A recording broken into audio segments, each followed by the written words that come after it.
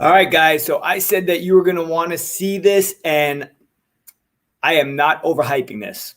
This, what you see up right now, is a preview to a research study that is in the process of being peer reviewed, which means that it is not official yet, but based on those individuals who actually did this research, I think it's pretty safe to say that the peer review is going to take place relatively quickly on this, and the final results are going to be out. But I'm not here to talk about the whole process of research. I am here to talk to you about what this research unearthed, which I think for everyone here is going to be of quite interest. So let me just go ahead for a moment and make this a little bit larger so some of you guys can see it.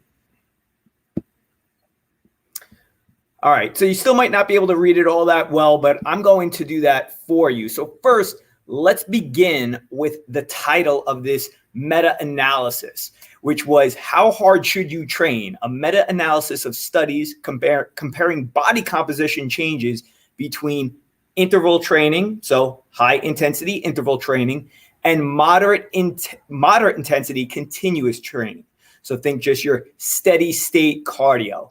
And the topic that always comes up, especially whenever I meet somebody for the first time and we are talking fat loss, the question is, hey, how much cardio should I do? And my answer has always been none.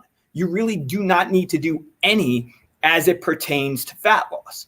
Now, a lot of people scoff at that because, well, it's just common knowledge, right? That you're supposed to do cardio in order to drop body fat. But even though this study did not necessarily go out to seek the answer as to whether or not that's true, what it uncovered was actually pretty significant. So first, the research between these two, the way this breaks down, and I think this part is important for you to understand, even if you're not into research. I mean, because listen, at the end of the day, we all are just seeking the truth, right? What was pretty awesome about this meta-analysis is that they looked at over 2,000 studies on steady state cardio and on interval training. And then they looked at studies that compared the two of them. But what they eventually did was, and this is what a meta-analysis did, is they distilled it down to 54 studies that were of the highest quality, that were just the most accurate, that had the least amount of mistakes made in the research itself to come up with the answers. And of these 54 studies, what ultimately came about was this. Now check this out. In the conclusions, our findings provide compelling evidence that the intensity of effort during endurance exercise has minimal influence on changes in fat mass and lean mass. So let's just stop right there for a second. Some people have suggested that doing cardio may, to some degree, help with improving lean mass, right? So that's our muscle mass, and the more muscle mass we have, the higher our metabolic rate. This showed that regardless of whether or not you were doing high intensity interval training, that short burst type of cardio, or longer duration, lower intensity cardio, made virtually no difference. However, it also made no difference whether you did HIIT or long distance in terms of fat loss. So from either standpoint, as they pointed out, it basically implies that you can do whatever you want. If you like to do interval training, which the benefit of it is it's shorter duration, then do that. If you prefer to do a lower intensity but a longer duration type of workout, do it. Because as far as your fat loss and your muscle development or lean mass is concerned, it's not going to make a change. So whatever best suits your lifestyle, go for it.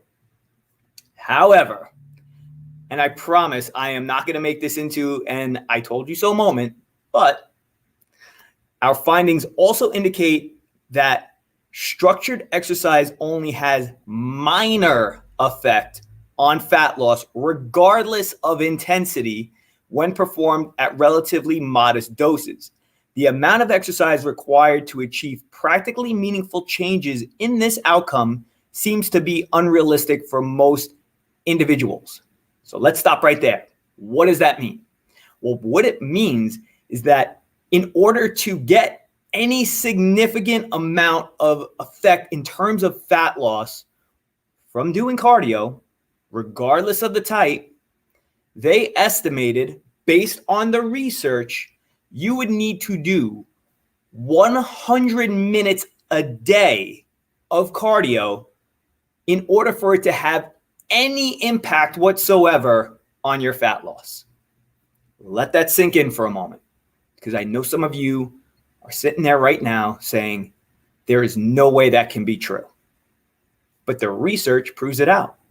But here's the thing, and here's the kicker, and this may be the reason why for so many of you who do cardio each day are not seeing this result. And that is the average that most people do when they implement cardio into their exercise program is 28 minutes a day, which is reasonable. I mean, that is the recommendation, is it not? The recommendation is typically you should perform 30 minutes of physical activity per day. So if you're doing 28 minutes of cardio, you have achieved what it is that you set out for. But the problem is, it's not making that great of a difference. You would have to nearly 4 times the amount in order to get the effect that you're looking for.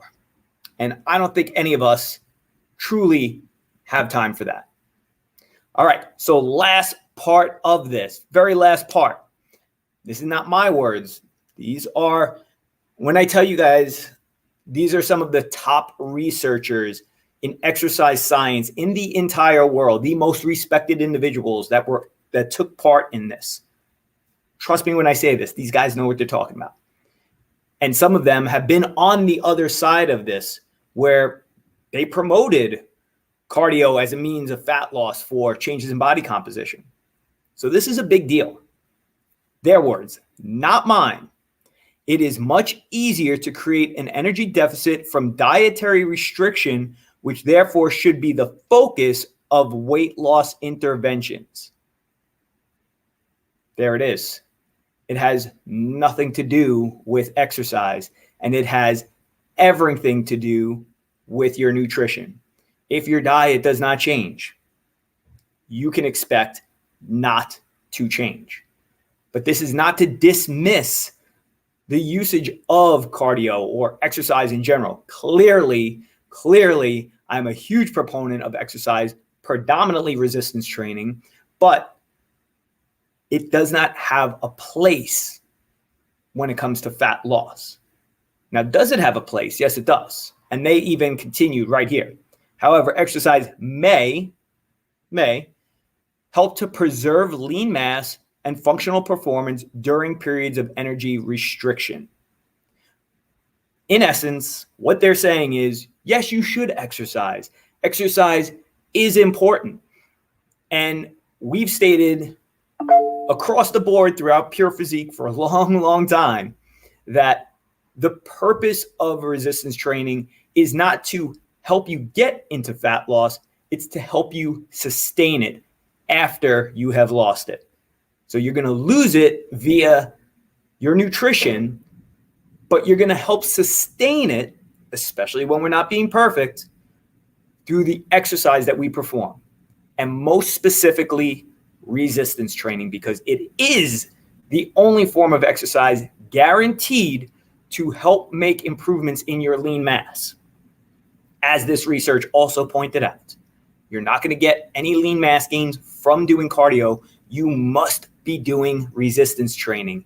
End of story. And that resistance training, it helps to increase your metabolic rate by between 3 and 9% within the 1 to 3 days following it. So following a bout of high intensity resistance training, you can expect a 3 to 9% increase in your metabolic rate. Pretty good. Not significant, but pretty good. And certainly helpful when you've dropped fat and you have those days where, well, maybe you're 3 to 9% above what you would normally eat calorically. Make sense? Awesome.